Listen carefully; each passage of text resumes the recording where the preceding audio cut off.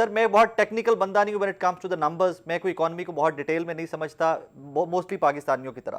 سر مجھے سادہ سادہ پلیز سمجھائیے گا کہ کیا واقعی جس طرح گورنمنٹ کلیم کر رہی ہے کہ یہ جو نئی ویو آئی ہے مہنگائی کی, جو پیٹرولیم مصنوعات بہت مہنگی ہوئی ہیں, یہ ہمارا اس میں کوئی قصور نہیں ہے, انٹرنیشنل پرائسز اتنی بڑی ہیں, ہم یہاں پر معصوم اور مجبور ہیں؟ سارا قصور انہیں کا, سارا قصور حکومت کا.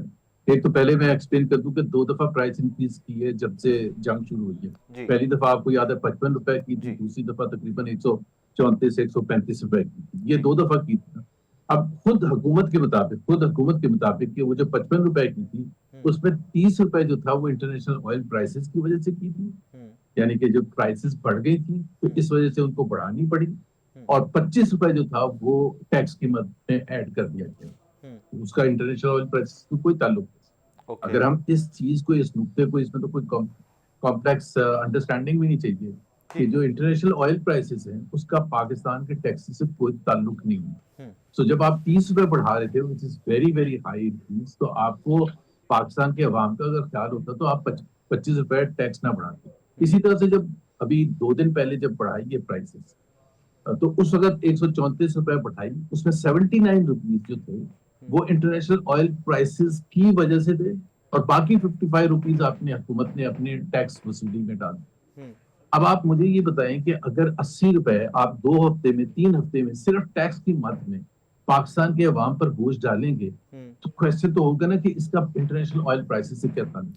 Fair enough. So it had nothing to do with it, and that is why جب وہ 2 وزیر آئے اور انہوں نے بتایا کہ 135 روپے ہم قیمت بڑھا رہے ہیں, اور پورا جو لیکچر دیا پوری قوم کو, 25 کروڑ عوام کو, وہ یہ دیا کہ انٹرنیشنل آئل پرائسز پر ہمارا کوئی کنٹرول نہیں اس لیے ہم بڑھا رہے ہیں. یہ نہیں بتایا کہ اس میں 55 روپے جو ہے وہ تو ٹیکس کے لیے ہم دے رہے ہیں, یہ نہیں بتایا گیا. تو بالکل کلیئرلی بتاتے نا, نہیں بتایا. when we reacted, میرا پہلا ٹویٹ یہ تھا کہ what has international oil prices got to do with petroleum revenue, ہمیں سمجھا دیں. تو اچھا, اب ٹیکس کیوں بڑھانا تھا؟ ٹیکس اس لیے بڑھانا تھا کہ آپ نے 9 مہینے کا جو ہے اس فسکل ایئر کا شارٹ فال ہے 800 billion against the original target. تو آپ نے سوچا کہ جی ہم تو نکمے ہیں, ہمارے پاس کمپٹنس نہیں ہے, ہماری ٹیکس مشین بھی اتنی اہل نہیں ہے, ہمیں اکانومی کو بڑھانے کا جو طریقہ کار ہے وہ نہیں آتا. تو عوام پر آپ خود سوچیں کہ جب بجٹ آیا تھا تو کتنے ٹیکسز امپوز کیے گئے تھے پاکستانی قوم پر, اور اب بھی آپ نے اس گیپ کو فل اپ کرنے کے لیے آپ نے اس کو ٹیکس کلیکشن کی ہے. تو clearly I mean it has nothing to do with it.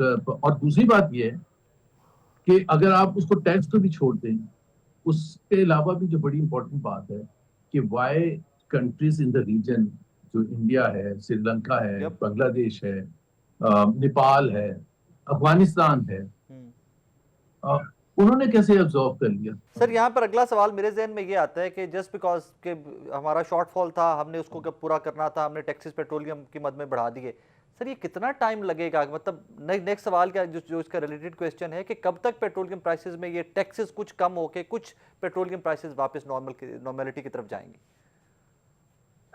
اچھا, میں اس پارٹ کو کمپلیٹ کر لوں کہ دیکھیں آپ نے 2 وزیروں نے آگے پرائس انکریز کی, ریاکشن آیا, we mounted the pressure opposition کی طرف سے, press conference, tweet, social media, print media, ہر جگہ ہم نے شور مچا دیا. تو 24 آورز کے بعد آ کے پرائم منسٹر نے کیسے وڈرا کر دیا, کس بیسس پر وڈرا کر دیا؟ اگر آپ کے فیصلہ سازی, what does it say about your decision making? How poor is your decision? سر وہ تو منسٹر صاحب نے ٹی وی پہ آ کہا, میرے شو میں کل انہوں نے کہا کہ پریشر بہت زیادہ تھا, عوامی پریشر بہت زیادہ تھا, تو لہٰذا ہم نے تھوڑی پرائسز کم کر دی. نہیں, آپ وزیر اعظم آ کے کہتے نا, جسٹیفائی کرتے, بتاتے کہ یہ سارا انٹرنیشنل آئل پرائسز کی وجہ سے. آپ نے 80 روپے وہ واپس دیے جو آپ نے ٹیکس امپوز کیا تھا.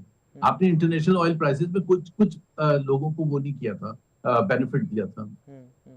اچھا زبیر صاحب, میں آج ہی ویڈیو دیکھ رہا تھا, کلی خضر صاحب ہیں, جرنلسٹ ہیں, اکانومسٹ ہیں, وہ ذرا ڈیزل کی اور پیٹرولیم کی جو کہہ لیجیے نا ڈیسیکشن کر رہے تھے کہ کس طرح باہر سے آ رہا ہے, 75% ڈیزل پاکستان کے اندر بن رہا ہے, اور یہ جو ریٹس چارج کر رہے ہیں ہمیں وہ 25% جو امپورٹ کا ہے اس کے اوپر کر رہے ہیں. سر ذرا پلیز کو تھوڑا سا آسانی سے ایکسپلین کر دیں گے. I could not understand that کہ پاکستان میں تو پیٹرول نہیں ہے, یہاں پر تو ہمارا پیٹرول نہیں نکل رہا لوکلی پاکستان کے اندر سے. سو ہاؤ ہی کلیمز کہ جی 75% تیل جو ہے وہ لوکلی پروڈیوس ہو رہا ہے اور 25% امپورٹ کا ریٹ ڈیزل پہ لگ رہا ہے یہاں پہ.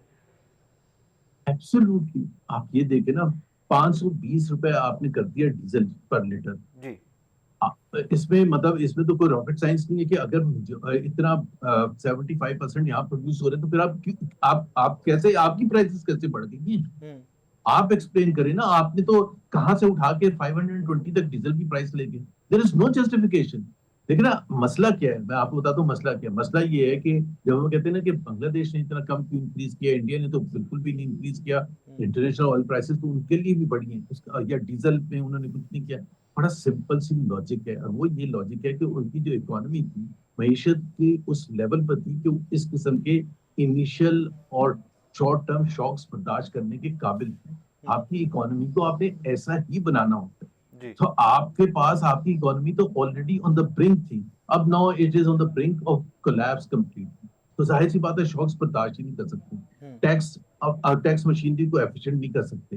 آپ اپنی پاور سیکٹر کو ایفیشینٹ کر ہی نہیں سکتے. ابھی آج ہی آیا کہ آئی ایم ایف نے الاؤ کیا کہ 300 بلین روپے تک جو آپ کے لاسز ہیں اور ریکوریز میں شارٹ فال ہے اس کا آپ پروویژن کر سکتے ہیں, اس قیمت میں آپ دے سکتے ہیں پاور سیکٹر کو. 300 بلین روپے. Why? Because we are efficient. Why? Because ہم لائن لاسز کو کنٹرول نہیں کر سکتے. اس کی کیا جسٹیفیکیشن ہے؟ وہ 300 بلین کس کی جیب سے نکلے گا؟ وہ پاکستان کے عوام کی جیب سے نکلے گا. سر ریسنٹلی تو یہ بجلی کی قیمتیں, کل کی خبر تھی کہ بجلی کی قیمتیں بھی ان ڈیز ٹو کم بڑھنے جا رہی ہیں. جی ظاہر سی بات ہے, بجلی کی قیمتیں میں آپ کو بتا رہا ہوں آج کی خبر ہے کہ آئی ایم ایف نے 300 بلین 800 بلین ٹوٹل الاؤ کیا. 300 بلین جس میں لائن لاسز ریکوری کی مت میں. تو اس کا اچھا اب کیا مسئلہ یہ ہے کہ جو آپ کی نااہلی ہے, ایک میں ابھی آج سے چند ماہ پہلے کی ایگزامپل بڑے سمپل سے دیتا ہوں. سرکولر ڈیٹ ہمارا ہمیشہ سے رہتا ہے, اس دفعہ بہت زیادہ ہو گیا, تقریباً 2.5-2.6 ٹریلین روپیز, مجھے ایگزیکٹ نہیں پتا, ہو گیا.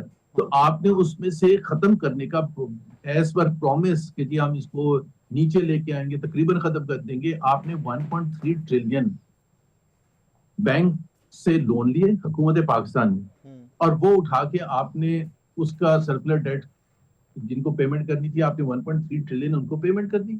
اور بینکس کو جو آپ نے اگلے 6 سال میں واپس دینے, وہ میرے آپ کے اور پاکستان کے ہر شہری کے بل میں, بجلی کے بل میں ایڈ کر دیا. For 6 consistent years, 72 months, we will pay for the circular debt.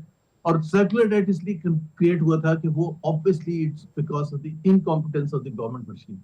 اب اگر اور پھر آگے یہ بھی کہتے ہیں کہ ہم نے سرکولر ڈیٹ ختم کر دیا. سر نیکسٹ 3 منتھس میں کیا ایکسپیکٹ کروں؟ کیا کچھ نارمل ہوگی لائف میری پاکستان کے اندر رہتے ہوئے؟ کیا میری کھانے پینے کی چیزیں, میری گاڑی کا پیٹرول, بچوں کی فیسیں, ایک روٹین لائف جو تھی, کیا وہ نارمل اگلے 3 مہینے میں آ رہی ہے واپس, یا یہ لمبی رائڈ ہے؟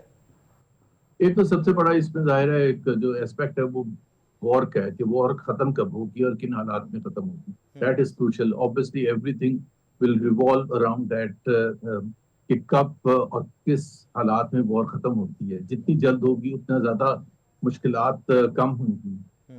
لیکن وار اگر تھوڑی سی بھی بڑھتی ہے, اور ایون ناؤ اگر وار ختم بھی ہو جاتی ہے, تو جو ہماری معیشت کا حال ہے اس میں آپ یہ نہ بھولے کہ جس طرح آپ نے کہا آئی ایم ایف پروگرام کے ایک کنڈیشن تھی جو کہ جو ہماری فرینڈلی کنٹریز ہیں 3, یو اے ای, چائنا اور سعودی عربیہ, ادھر سے ہمارے پاس $12.5 بلین ہمارے اسٹیٹ بینک کے ریزروز